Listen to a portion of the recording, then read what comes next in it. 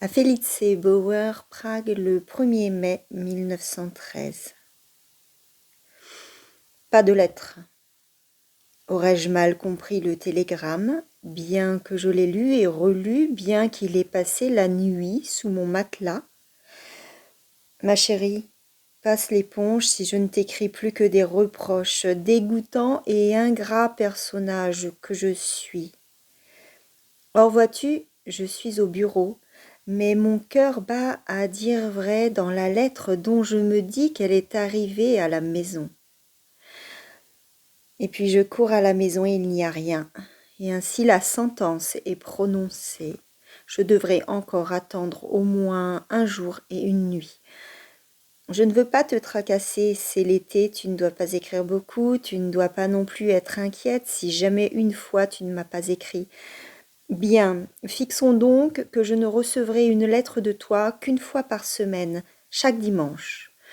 Mais de façon tout à fait certaine, que tu déménages ou qu'il y ait une exposition ou tout autre malheur à mon sens.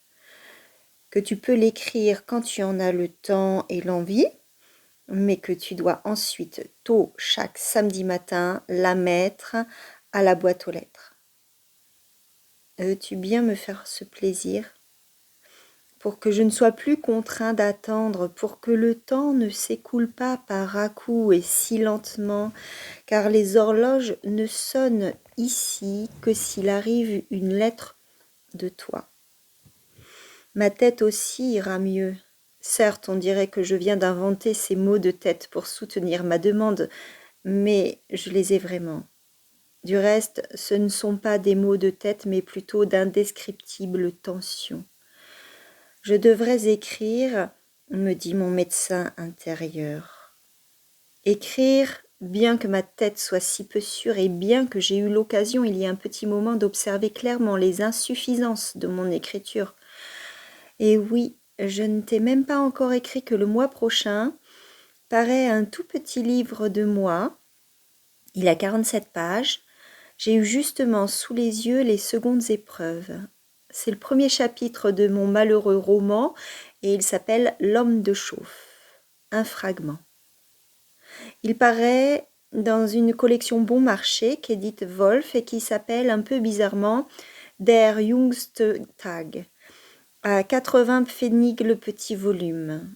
Tout cela ne me plaît pas beaucoup, comme toute fabrication inutile et artificielle d'une entité qui n'existe pas.